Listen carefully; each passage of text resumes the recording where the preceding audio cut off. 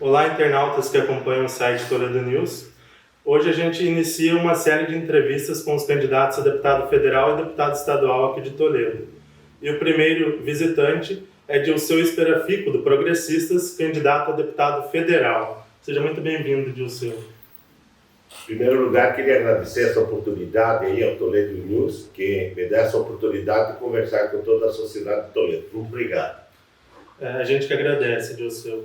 Então, para começar, você foi deputado federal por muitos anos, por vários mandatos, e na última eleição decidiu se ausentar da campanha e da disputa, mas dessa vez voltou e vai tentar novamente o cargo.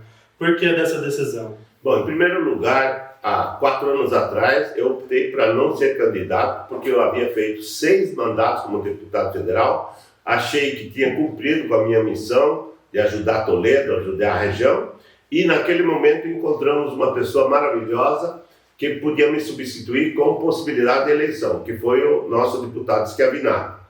Mas infelizmente, todos sabem o que ocorreu aí, Schiavinato infelizmente nos deixou. E deixou uma grande lacuna aqui no oeste do Paraná, de modo especial em Toledo, fazendo com que nós ficássemos sem deputado federal e já estávamos sem deputado estadual porque não elegemos nenhum na última eleição. E eu, aquela oportunidade, eu optei para o Schiavinato ser o nosso candidato, porque ele tinha chance de eleição e ele se elegeu. E hoje, a partir da morte do Schiavinato, houve uma pressão muito grande em cima do meu nome, não só de Toledo, mas de toda a região, para que eu voltasse. Por quê? Porque todos alegam que se eu não for, nós não temos nenhum outro candidato com chance de eleição. E isso ficaria muito ruim para Toledo, para a região ficar mais uma vez sem deputado federal. E quanto mais a gente fica sem, mais difícil no futuro é recuperar esse espaço, porque os de fora vão entrando, assumindo compromissos e acaba tirando todo o nosso espaço. Mas chegou agora um momento bem claro, nós estamos num momento bem decisivo para Toledo. Chegou a hora, se a sociedade de Toledo quiser ter novamente um deputado federal e um estadual, é agora. Porque se você for ver a história de Toledo, desde que Toledo existe, sempre teve deputado estadual, sempre teve deputado federal. E chegou até a oportunidade, teve 2 a 3 deputados estaduais. Hoje, não temos nenhum estadual eleito e nenhum federal. Isso realmente é muito triste para a nossa cidade. Nesse pequeno espaço de tempo, agora de 4 meses, o Natan, que era suplente, assumiu como deputado estadual. Porém, o mandato dele termina em dezembro e nós vamos ficar sem parlamentar. Então chegou a hora da sociedade de Toledo consciente de se unir para que nós possamos recuperar essas 2 cadeiras. E os 2 candidatos viáveis aqui em Toledo para essa eleição, para federal, não tem dúvida nenhuma que é Esperafico, com o número 1122. E o candidato que tem chance de ser eleito deputado estadual é Lúcio Demarque, o número 1122, ele está dobrando comigo, é a única dobradinha que é totalmente de Toledo, porque os demais candidatos, ou a estadual apoia um de fora, dobra com um de fora, ou o federal dobra com um de fora. Nós não. A dobrada aqui de Toledo, do progressista, é Lúcio Demarque e Dilceu Esperafico. E é os 2 que têm chance de eleição. Você ficou 4 anos fora, sem mandato, um pouco longe da política. Isso foi bom para você de alguma forma? Foi ruim? Como foi esse período? Olha, foi um período assim muito difícil porque nós vivemos uma pandemia. E logo no começo da pandemia, vocês sabem, o Schiavinato parou de atuar e Toledo teve prejuízo. Para mim não houve diferença nenhuma, porque eu continuo com as minhas atividades normais aqui da cidade. Mas sentimos sim a ausência de representatividade. Toledo perdeu muito nesse período de não ter ninguém lá em Brasília e ninguém lá em Curitiba. O exemplo maior foi que quando o Schiavinato estava preparando os recursos para Toledo, para a região, ele nos deixou. E o substituto dele não atendeu nenhum pleito do Schiavinato, levando os recursos todos embora. O exemplo mais típico foi do Hospital Bom Jesus, que o Schiavinato teria destinado em torno de 5 milhões para o Hospital Bom Jesus, que faz muita falta hoje, foram desviados para outra cidade. Então, é a maior prova que não adianta optar por candidatos de fora. Tem que ser candidatos da casa que vão cuidar, em primeiro lugar, da casa, depois das coisas por fora. Então, nesse sentido, a minha ausência ela fez falta para Toledo. Não teria feito falta se o escravinato tivesse continuado na ativa. Você citou essa questão da representatividade, também um recurso que viria através do falecido deputado Escravinato para o Bom Jesus. E a gente fala muito dessa representatividade, mas que estruturas, que serviços hoje de Toledo foram viabilizados com o deputado, o senhor lá atrás, o deputado Escravinato? Não, Toledo, desde que eu assumi em 94, quando aí logo em seguida foi eleito o prefeito Derli Dunin, Toledo modificou. Toledo teve uma nova estrutura. No período ainda da administração do prefeito Derli Dunin, que era o primeiro mandato dele, o meu primeiro mandato como deputado, nós já executamos muitas coisas.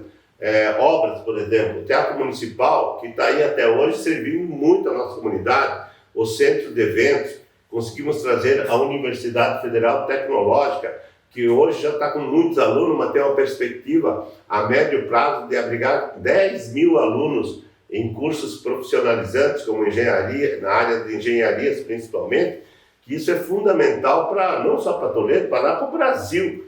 Então essas coisas foram acontecendo. E você pode ter uma observação, no momento as coisas não estão acontecendo. Esse que é o diferencial, de o que vinha acontecendo parou. E agora nós temos que retomar isso aí. Toledo precisa ter representatividade. Talvez muitos não notam, não sintam, mas eu, como tenho conhecimento do que seria possível fazer, noto o quanto nós estamos perdendo. Quem acompanha um pouco mais a sua campanha, a sua história, sabe que você é um defensor do agronegócio. O que você traz de propostas para esse setor, visto que a cidade de Toledo é muito pujante na agricultura? Bom, em primeiro lugar, as duas coisas que eu sempre defendi lá no Congresso Nacional, não só de agora, mas desde os 6 mandatos que eu exerci, era o agronegócio brasileiro e os pequenos municípios. O agronegócio, porque tudo gira em torno disso. A nossa região, de modo especial Toledo, todos sabem que é o maior PIB agropecuário do Paraná, eu não sei se não é do Brasil também, gira em torno disso, porque o comércio vai atrás do agronegócio, a indústria atrás do agronegócio. Então o agronegócio é uma coisa muito maior do que só o plantador de soja.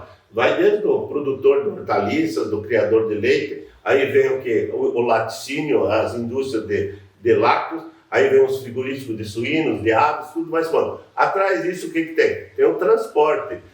Não teria fábrica de caminhões e não teria os transportadores se não tivesse o agronegócio para gerir, para dar consequência. Não teria as grandes fábricas de colheitadeiras, de tratores, se não tivesse o agricultor, que faz parte do agronegócio, adquirindo. Então o agronegócio é um tema tão grande para o Brasil que eu considero o tema número 1, porque gira o quê? Gira o agronegócio, o comércio, a indústria, e faz com que o país tenha uma balança comercial positiva e um PIB positivo. Então nós temos sim que continuar defendendo o nosso agricultor nos momentos difíceis, principalmente, porque há momentos bons, mas você sabe que houve muitos momentos difíceis, como no passado, quando eu era presidente da Comissão de Agricultura, o agricultor nosso estava no caos, na década de 95 a 99, aí estava todo mundo quebrado. O Banco do Brasil, a imprensa falava os caloteiros do Banco do Brasil. Caloteiro nada, eram sofredores dos agricultores que estavam sofrendo por não ter recursos, não ter rentabilidade. Aí nós conseguimos, como presidente da Comissão de Agricultura, a securitização, daí conseguimos o PESA, que salvou, eram os financiamentos, todo mundo foi pagando, e o Recop, que também salvou as cooperativas. Então, gente, o agronegócio é fundamental e nós iremos lá em Brasília continuar defendendo o agronegócio brasileiro. Outra bandeira sua é defender o presidente Bolsonaro caso ele seja reeleito.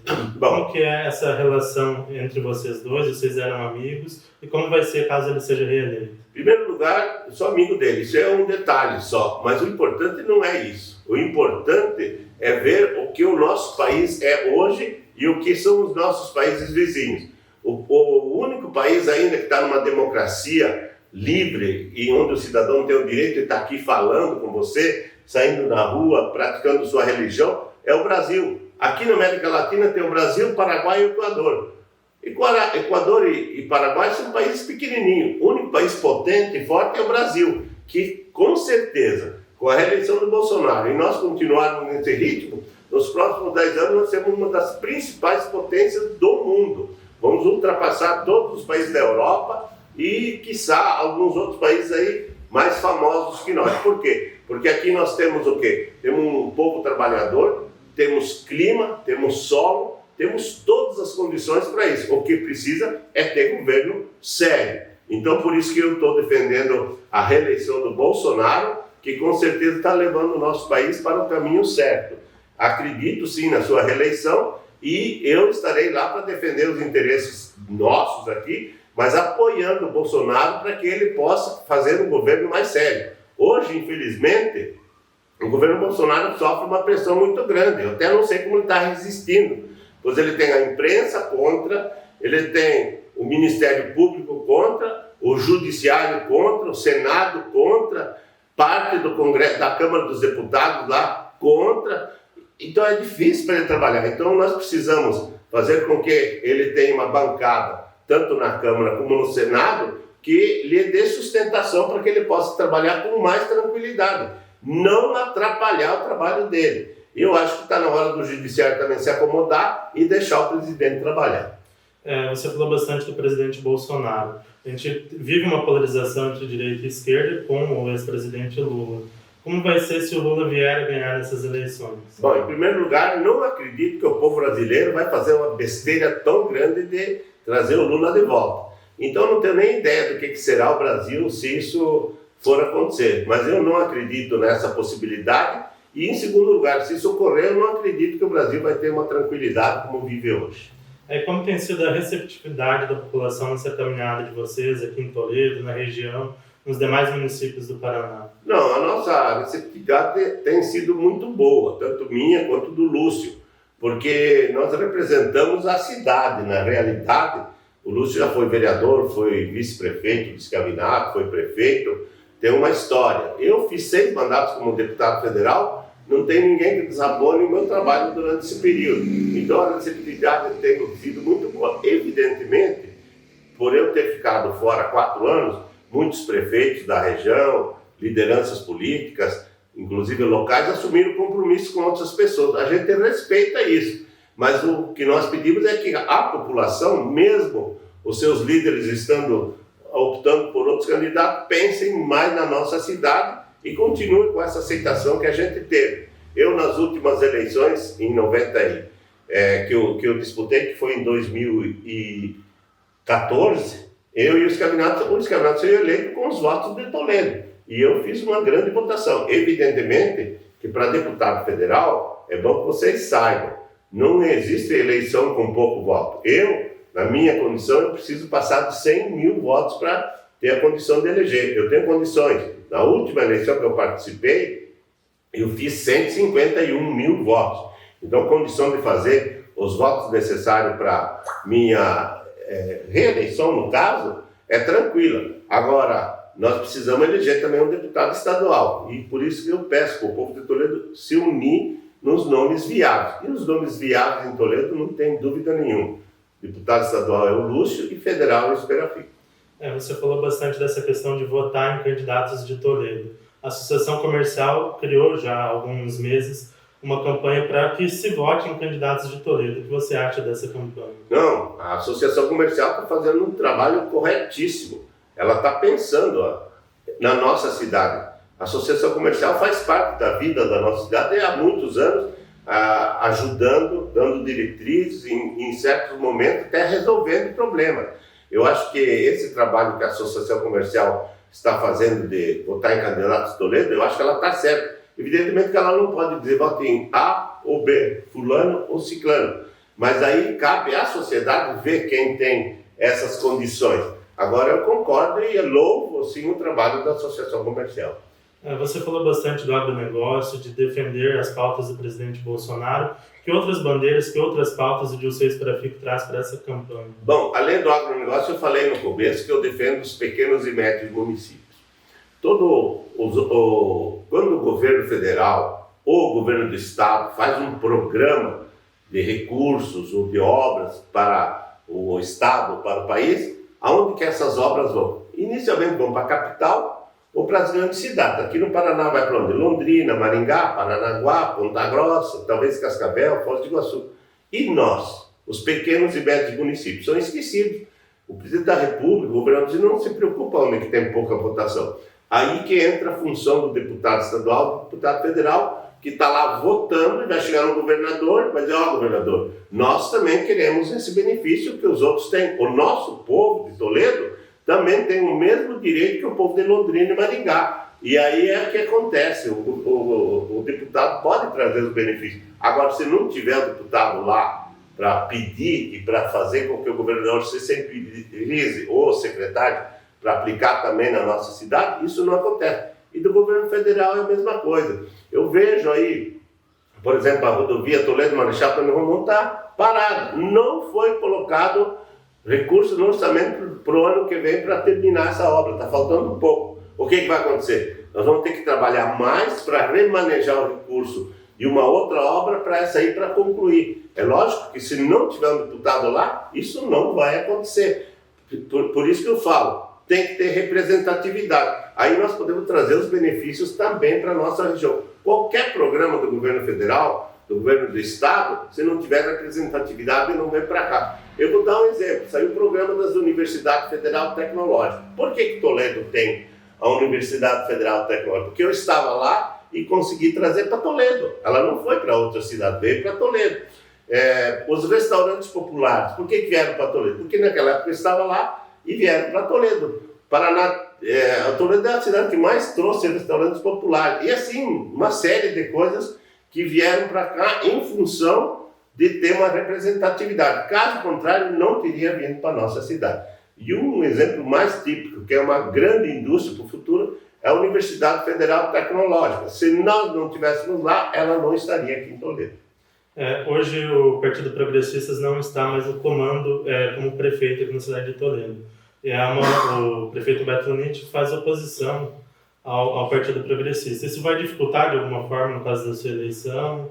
Ou Toledo é o bem maior? Não, eu lembro que eu já passei por vários prefeitos aqui em Toledo.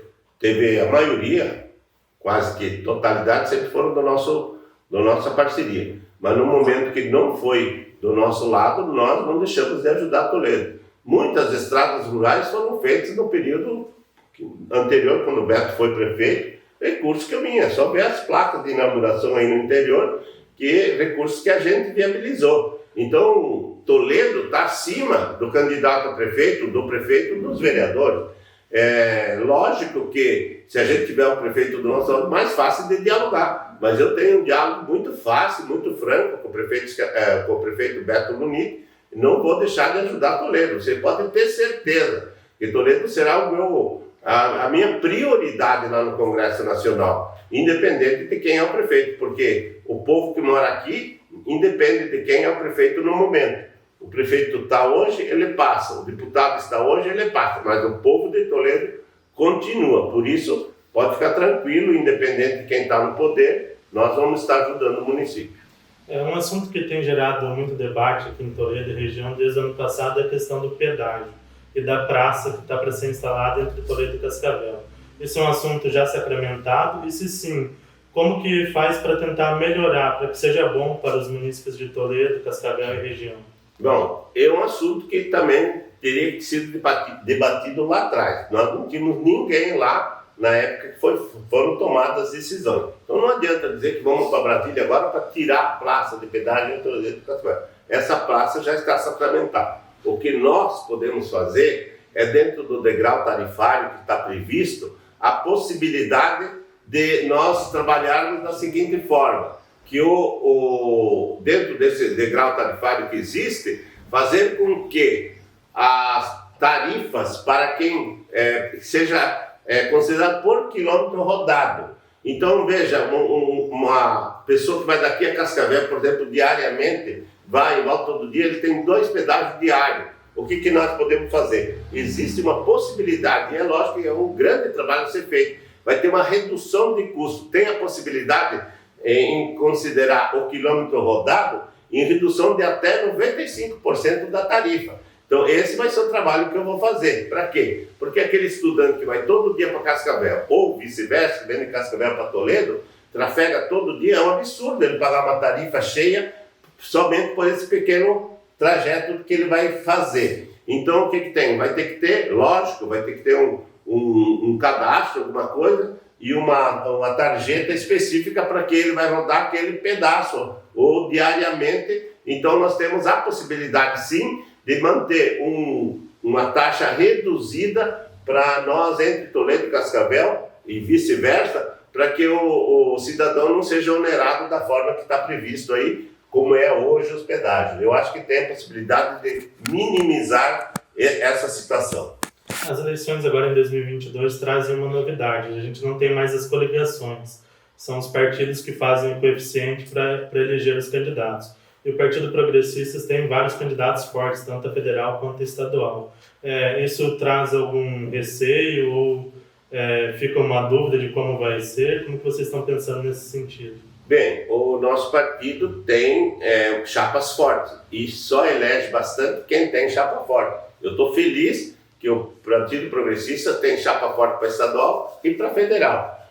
Em função disso, o progressista deve eleger no mínimo 5 deputados federais. Entre eles eu quero estar, mas por isso que eu falo, precisa ter uma votação expressiva, em torno de 100 mil votos. É lógico que pode ser que um vai se eleger com 90 ou 85, mas a segurança você não tem. Então nós temos aí, por exemplo, 5 vagas, eu quero estar entre os 3 primeiros da votação para garantir a vaga para Toledo. E para deputado estadual não é diferente, a chapa é muito forte, muito grande, mas também vai ser dos 3 principais partidos que vai eleger. Para federal, com certeza o Partido Progressista está entre os 2 partidos que mais vai eleger deputado. E para estadual, está entre os 3 partidos que vai mais eleger deputados estaduais. Então, por isso que nós temos essa perspectiva de participar dessa eleição com vitória. Outro assunto que gera muito debate em Toledo já há muitos anos é a questão do hospital regional. Já faz aí alguns anos e essa estrutura ainda não foi aberta. Como que você pode auxiliar como deputado federal para que essa estrutura seja aberta o mais rápido possível? Bom, em primeiro lugar, eu fiz a minha parte trazendo o recurso que era para construir. Isso sim era minha responsabilidade. Quanto à construção e botar em funcionamento é um segundo momento. Houve problemas. Eu trabalhei para que o hospital regional fosse da EBSER, que é uma entidade federal mantida pelo Ministério da Educação com recursos federais. Infelizmente, fizemos o convênio com a EBSER. Quando chegou o momento de vir aí para fazer a instalação, vieram os técnicos da EBSER e encontraram deficiência. A construtora, eu não quero culpar aqui nenhum administrador municipal, não adianta ficar acusando, essas coisas não existem. Temos que achar a solução. Mas na época que o pessoal da EBSER veio, os técnicos para fazer a instalação dos equipamentos, acharam tantas falhas que não foi possível. E aí parou tudo.